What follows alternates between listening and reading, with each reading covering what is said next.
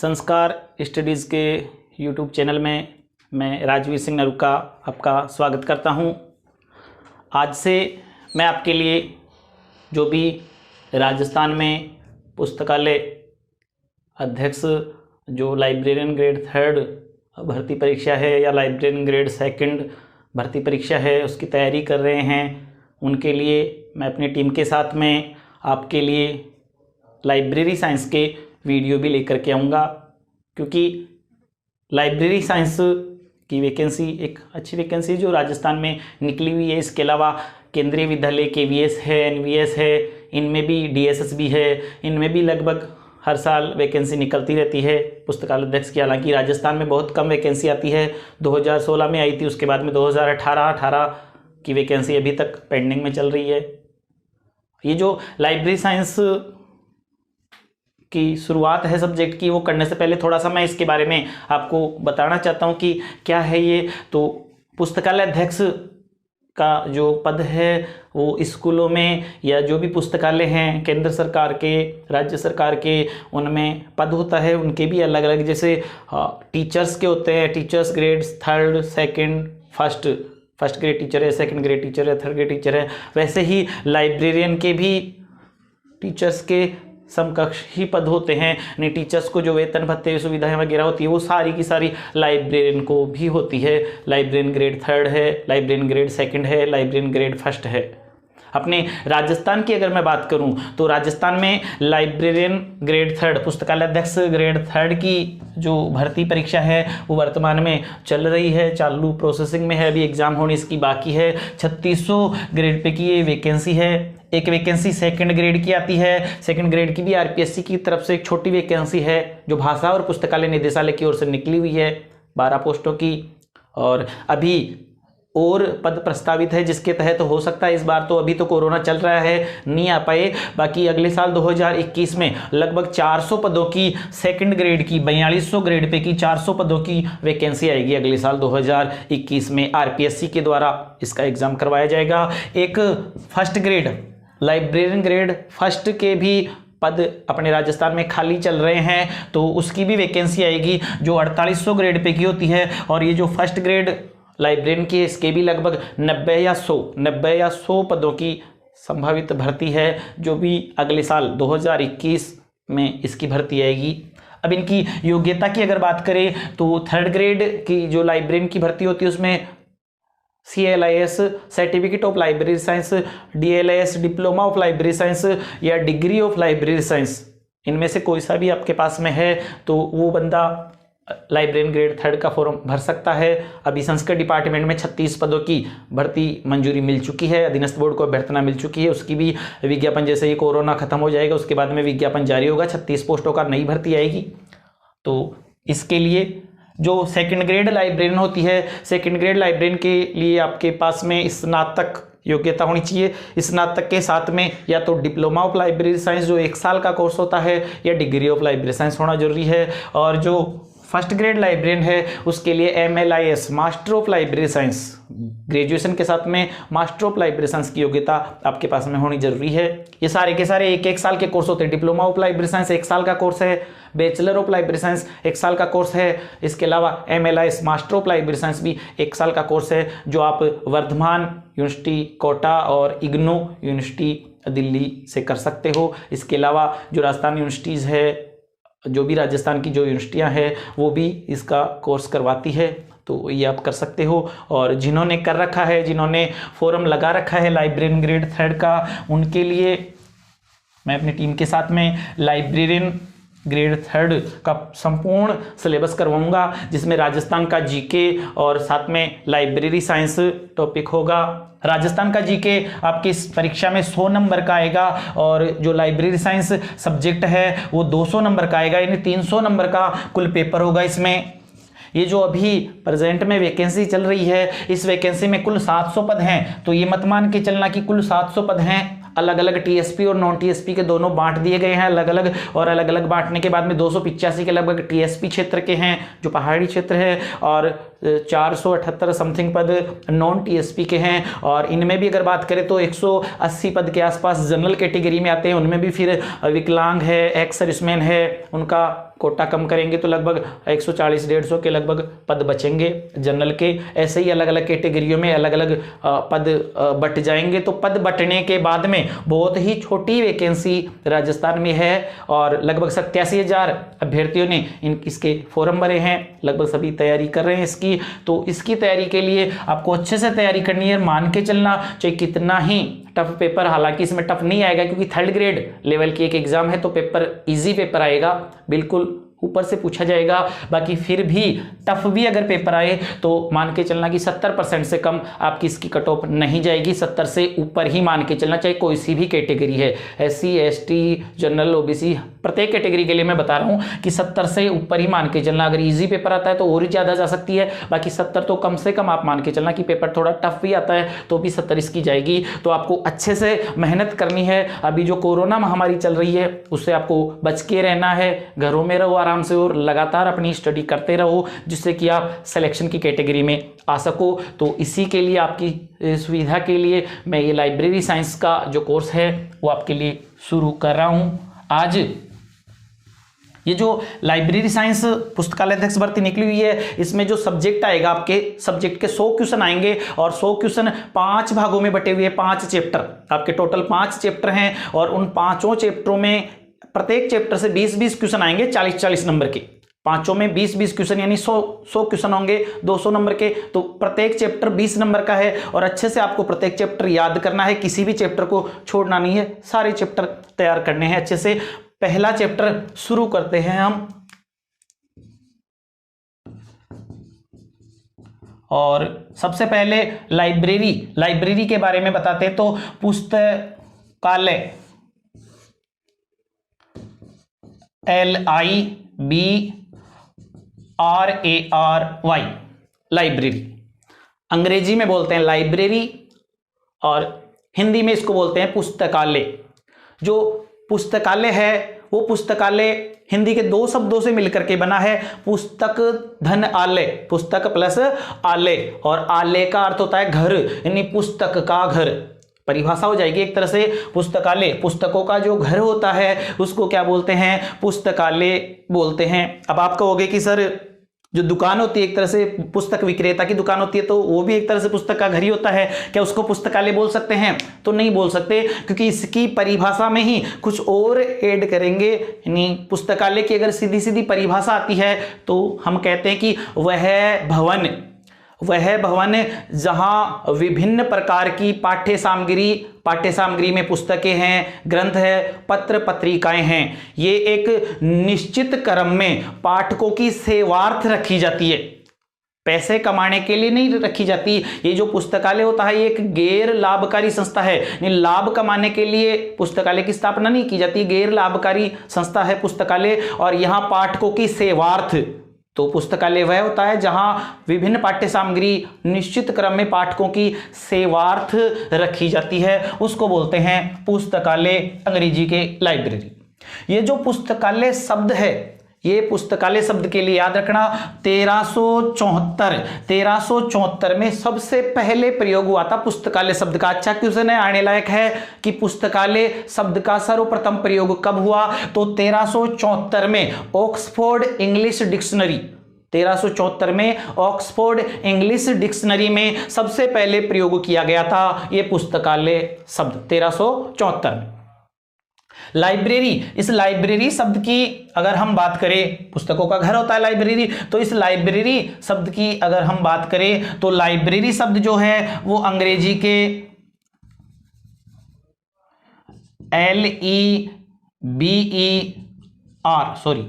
LIBER Liber, अंग्रेजी के LIBER Liber से बना है। इसको लिबर बोल सकते हैं, लिबर से बना है। स्पेलिंग याद रखना क्योंकि ये स्पेलिंग पूछी जाती है। और ये लाइबर जो है वो लेटिन भाषा का शब्द है, यानी लेटिन भाषा के लिबर, लेटिन भाषा के LIBER लिबर से बना है लाइब्रेरी।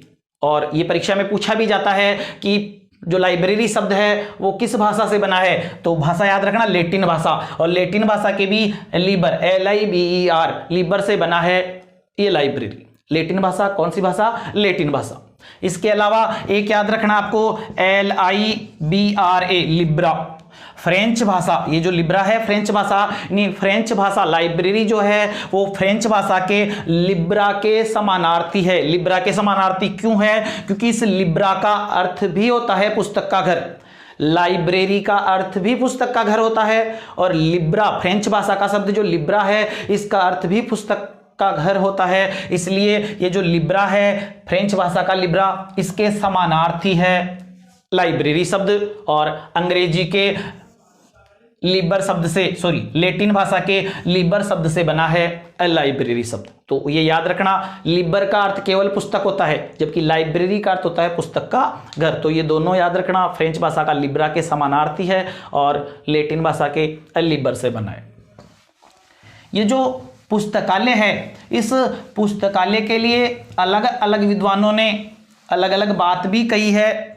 जो रंगनाथन महोदय हैं, रंगनाथन ने इस पुस्तकालय को एक सामाजिक अभिकरण कहा है। अब प्रश्न आ सकता है कि किसने पुस्तकालय को सामाजिक अभिकरण कहा है? तो सामाजिक अभिकरण कहा है रंगनाथन महोदय ने।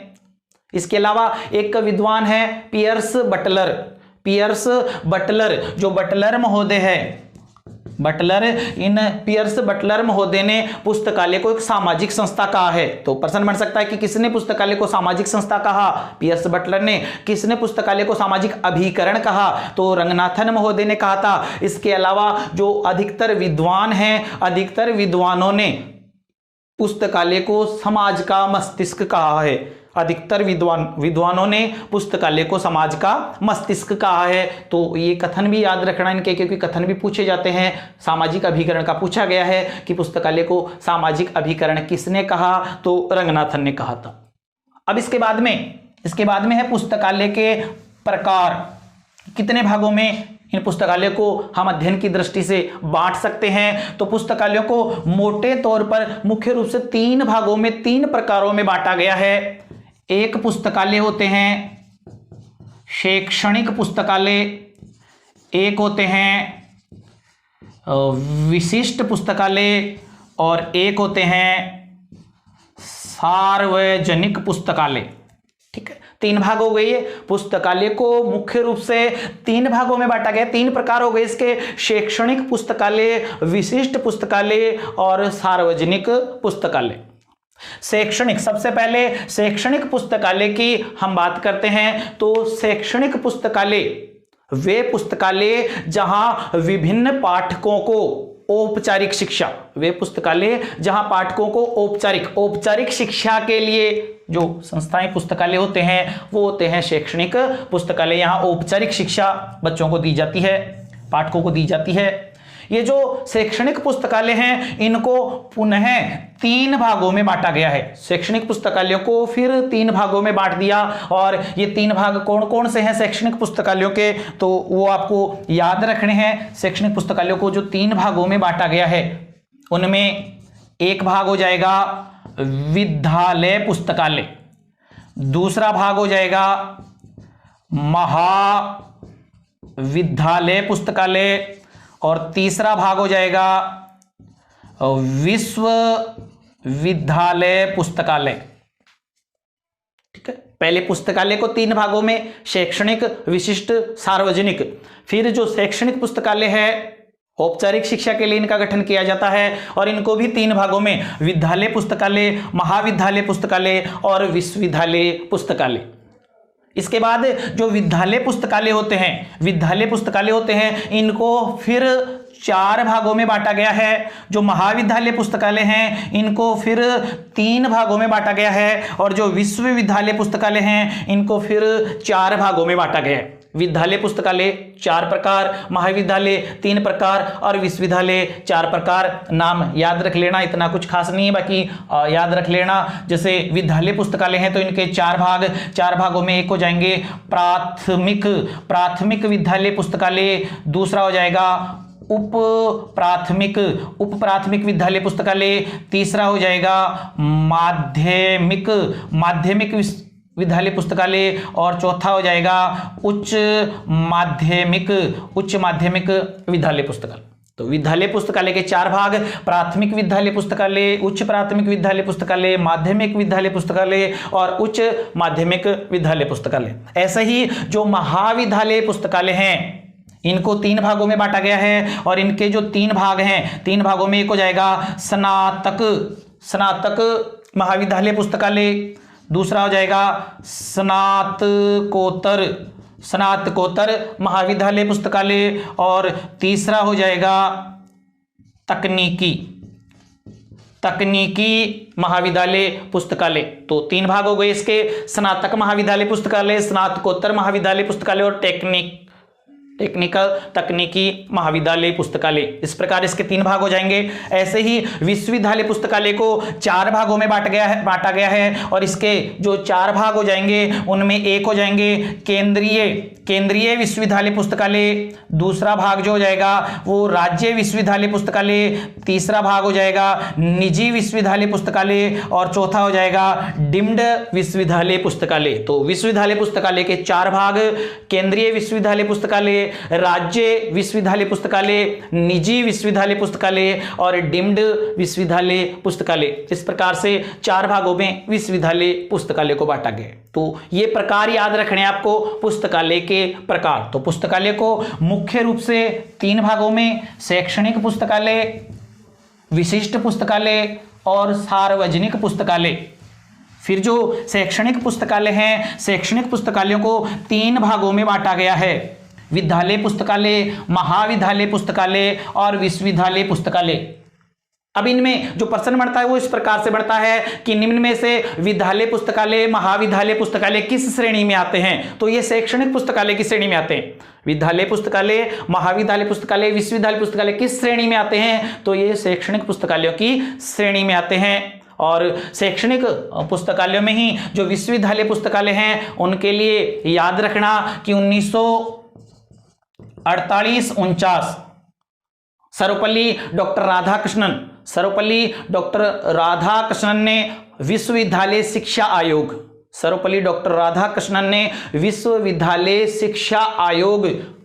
जो 1948-49 में था, 1948 की अपनी रिपोर्ट में कहा है कि शैक्षणिक पुस्तकालय शैक्षणिक संस्था का हृदय है। इन्हीं शैक्षणिक पुस्तकालयों को शैक्षणिक संस्था का हृदय किसने कहा? तो सर्वपल्ली डॉक्टर राधाकृष्णन ने। अच्छा क्वेश्चन है, आने लायक क्वेश्चन है, पूछा जा सकता है कि शैक्षणिक पुस्तकालयों को शैक्षणिक संस्था का हृदय किसने कहा? तो सर्वपल्ली डॉक्टर राधाकृष्णन ने कहा था। और किस रिपोर्ट में कहा था? तो 1948-49 में इन्होंने जो विश्वविद्यालय शिक्षा आयोग है उसमें रिपोर्ट दी थी। विश्वविद्यालय शिक्षा आयोग का अध्यक्ष कौन था? तो सर्वपल्ली डॉक्टर राधाकृष्णन विश्वविद्यालय शिक्षा आयोग के अध्यक्ष थे।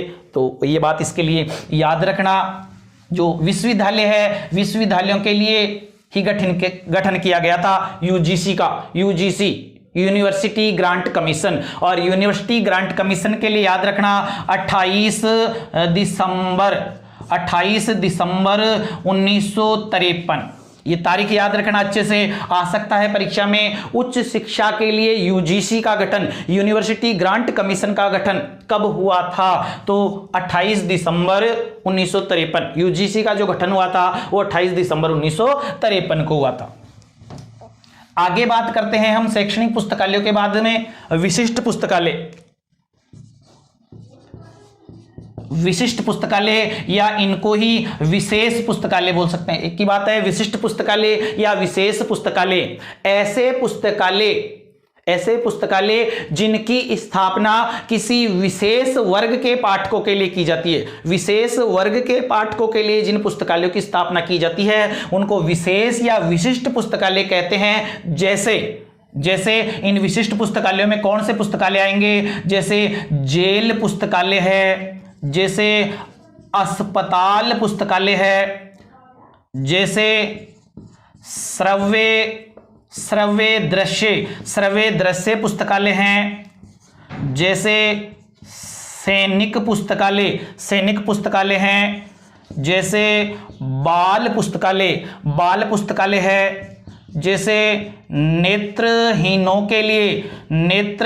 के लिए पुस्तकालय है, जैसे औद्योगिक औद्योगिक पुस्तकालय है, जैसे व्यावसायिक व्यावसायिक पुस्तकालय है। ठीक है, तो इस प्रकार के पुस्तकालय कौन सी श्रेणी में आते हैं? विशिष्ट पुस्तकालय की श्रेणी में आते हैं। ये सारे के सारे जो पुस्तकालय हैं वो विशिष्ट पुस्तकालय की श्रेणी में आते हैं। औद्योगिक पुस्तकालय हैं, व्यावसायिक पुस्तकालय हैं, बाल पुस्तकालय, नेत्रहीनों के लिए पुस्तकालय, सैनिक पुस्तकालय, अस्पताल पुस्तकालय, जेल पुस्तकालय, कोई भी अपना ऑफिस जो होता है उस ऑफिस का जो पुस्तकालय अलग से होता है। तो ये सारे के सारे विशिष्ट पुस्तकालय, यानी जेल जो पुस्तकालय होता है वो केवल जेल कैदियों के लिए, जैसे पूछ ले कि कैदियों के लिए पुस्तकालय किस श्रेणी का है, तो विशिष्ट श्रेणी का पुस्तकालय। जैसे ये पूछा जाता है कि नेत्रहीनों के लिए पुस्तकालय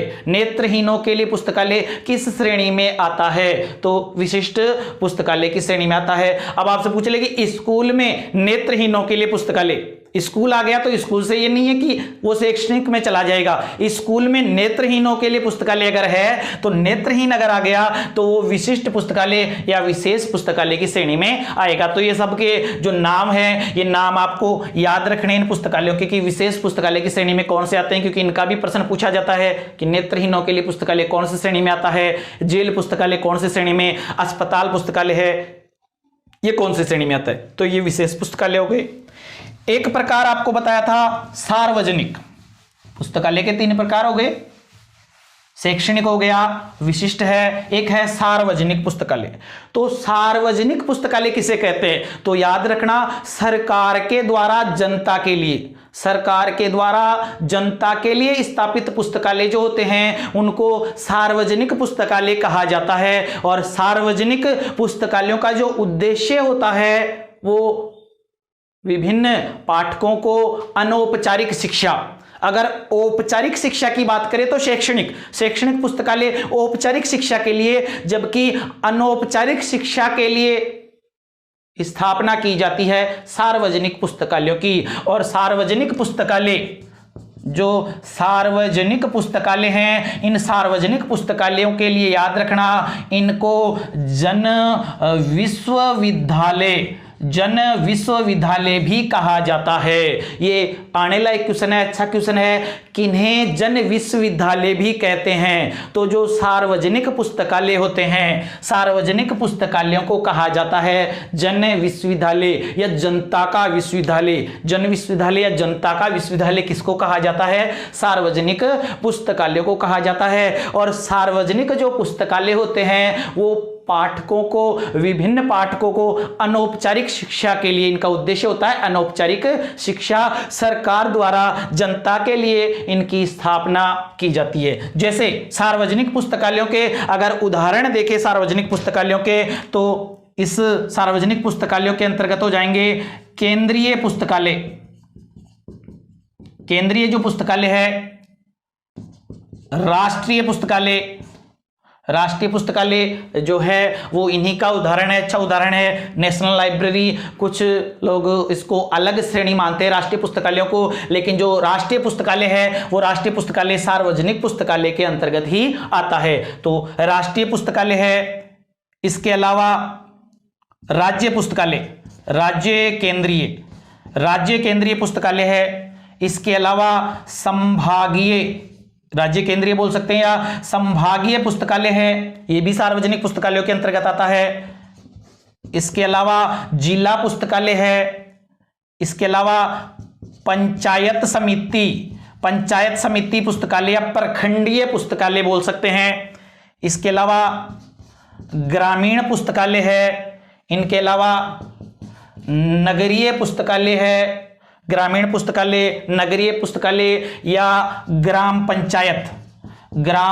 पंचायत पुस्तकालय हैं। तो ये सारे के सारे सार्वजनिक पुस्तकालय, केंद्रीय पुस्तकालय है, राष्ट्रीय पुस्तकालय है, राज्य केंद्रीय या संभागीय पुस्तकालय है, जिला पुस्तकालय है, इसके अलावा पंचायत समिति पुस्तकालय या प्रखंडीय पुस्तकालय है, ग्रामीण पुस्तकालय है, नगरीय पुस्तकालय है और ग्राम पंचायत पुस्तकालय। ये सारे के सारे सार्वजनिक पुस्तकालयों की श्रेणी में आते हैं, लोगों को अनौपचारिक शिक्षा प्रदान करते हैं। अब इनमें पूछा जा सकता है कि जिला पुस्तकालय किस श्रेणी में आता है, तो सार्वजनिक पुस्तकालय की श्रेणी में आता है, या नगरीय पुस्तकालय किस श्रेणी में आता है, तो ये भी सार्वजनिक पुस्तकालय की श्रेणी में आता है।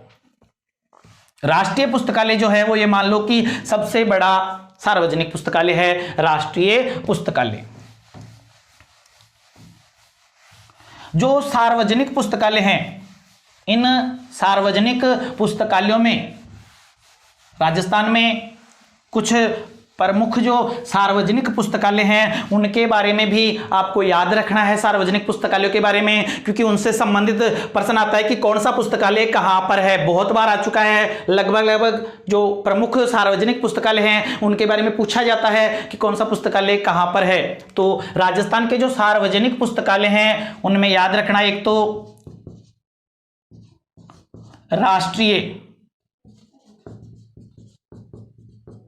भारत के जो प्रमुख, राजस्थान के बाद में चर्चा करेंगे, भारत के जो प्रमुख सार्वजनिक पुस्तकालय हैं, भारत के प्रमुख सार्वजनिक पुस्तकालयों में राष्ट्रीय पुस्तकालय सबसे प्रमुख है, सबसे बड़ा पुस्तकालय है ये राष्ट्रीय पुस्तकालय। नेशनल लाइब्रेरी जिसको कहा जाता है, नेशनल लाइब्रेरी ऑफ इंडिया, तो ये जो राष्ट्रीय पुस्तकालय है ये कलकत्ता में है और इसकी जो स्थापना हुई थी वो 1836 में हुई थी। अब इसमें से प्रश्न पूछा जाता है कि नेशनल लाइब्रेरी ऑफ इंडिया कहां पर है, तो कलकत्ता में है नेशनल लाइब्रेरी ऑफ इंडिया, राष्ट्रीय पुस्तकालय कलकत्ता।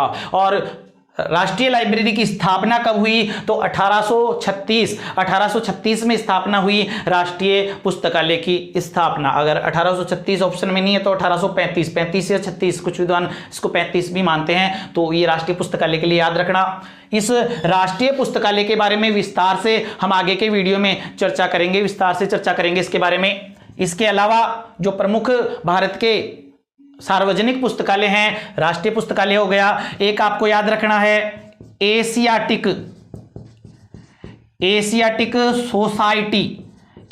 सोसाइटी के लिए याद रखना, ये बंबई में, एशियाटिक सोसाइटी बंबई में है और 1804 में इसकी स्थापना हुई थी। एक याद रखना कोनेमेरा लाइब्रेरी, ये जो कोनेमेरा लाइब्रेरी है ये चेन्नई में है और इसकी जो स्थापना हुई थी वो 1890 में। कुछ किताबों में 1896 में भी इसमें आता है, तो उसके लिए ध्यान रखना कि कोनेमेरा जो लाइब्रेरी है चेन्नई में, उसकी स्थापना 1890 में हुई थी, लेकिन इसका जो उद्घाटन हुआ था वो 1896 में इसका उद्घाटन किया गया था कोनेमेरा लाइब्रेरी का। और एक है दिल्ली पब्लिक लाइब्रेरी, तो ये दिल्ली पब्लिक लाइब्रेरी नाम से ही पता है दिल्ली में है और इसकी जो स्थापना हुई थी वो 1951 में हुई थी। तो ये भारत के 4 प्रमुख सार्वजनिक पुस्तकालय हैं जिनको आपको अच्छे से याद रखना है। इनकी विस्तार से डिटेल आगे के वीडियो में बताएंगे, क्योंकि इनके बारे में लगभग परीक्षा में प्रश्न पूछा जाता है। राष्ट्रीय पुस्तकालय कलकत्ता 1836 में, एशियाटिक सोसाइटी बंबई 1804 में, कोनेमेरा लाइब्रेरी चेन्नई 1890 और दिल्ली पब्लिक लाइब्रेरी दिल्ली में 1951 में इसकी स्थापना हुई थी। और ये चारों पुस्तकालय ऐसे पुस्तकालय हैं जो 1954 में भारत में एक एक्ट लागू हुआ था, डिलीवरी ऑफ बुक्स एक्ट, और डिलीवरी ऑफ बुक्स एक्ट के तहत भारत के ये 4 पुस्तकालय ऐसे पुस्तकालय हैं जो पुस्तकें प्राप्त करते हैं। यानी किसी भी पब्लिशर्स, कोई भी प्रकाशक अपनी पुस्तक प्रकाशित करता है तो उसकी ये जिम्मेदारी है कि उसकी एक प्रति इन चारों पुस्तकालय को, एक प्रति इन चारों पुस्तकालय को वो पहुंचाएगा। तो डिलीवरी ऑफ बुक्स एक्ट 1954 के तहत पुस्तकें प्राप्त करने वाले पुस्तकालय कौन कौन से हैं, तो ये चारों पुस्तकालय हैं जो पुस्तकें प्राप्त करते हैं। इनमें से ये जो 3 पुस्तकालय हैं, राष्ट्रीय पुस्तकालय, एशियाटिक सोसाइटी और कोनेमेरा, ये तो 1954 में जब डिलीवरी ऑफ बुक्स एक्ट लागू हुआ तब से ही पुस्तकें प्राप्त करने लगे थे। जबकि एक पुस्तकालय है दिल्ली पब्लिक लाइब्रेरी, इसके लिए याद रखना 1982 में दिल्ली पब्लिक लाइब्रेरी ऐसा पुस्तकालय है जो 1982 से इस डिलीवरी ऑफ बुक्स एक्ट 1954 के तहत पुस्तकें प्राप्त करता है। पूछा जा सकता प्रश्न कि Delhi public library delivery of books act 1954 के तहत कब से इसने पुस्तकें प्राप्त करना शुरू किया, तो 1982 से पुस्तकें। तो ये सार्वजनिक पुस्तकालय हैं भारत के। इसके अलावा प्रमुख जो सार्वजनिक पुस्तकालय हैं भारत के, उनमें एक खुदा बख्श ओरिएंटल लाइब्रेरी, खुदा बख्श ओरिएंटल लाइब्रेरी जो पटना बिहार में है, रामपुर राजा पुस्तकालय जो रामपुर उत्तर प्रदेश में है, मौलाना आजाद लाइब्रेरी जो अलीगढ़ उत्तर प्रदेश में है। तो ये कुछ प्रमुख लाइब्रेरियां हैं। इसके अलावा महाराजा सरफोजी लाइब्रेरी जिसको सरस्वती महल लाइब्रेरी भी कहते हैं, तंजावुर तमिलनाडु, चेन्नई तमिलनाडु में है, ये भी प्रमुख सार्वजनिक पुस्तकालयों के अंतर्गत आता है। इसके अलावा त्रिवेंद्रम लाइब्रेरी केरल में है, मोतीलाल नेहरू लाइब्रेरी हिमाचल प्रदेश में है, भारती भवन लाइब्रेरी इलाहाबाद में है। इसके अलावा महाराजा सियाजी राय गायकवाड़ लाइब्रेरी जो बड़ौदा गुजरात में है। तो ये कुछ भारत की प्रमुख सार्वजनिक पुस्तकालय हैं जिनके बारे में हम आगे के वीडियो में चर्चा करते रहेंगे। धन्यवाद।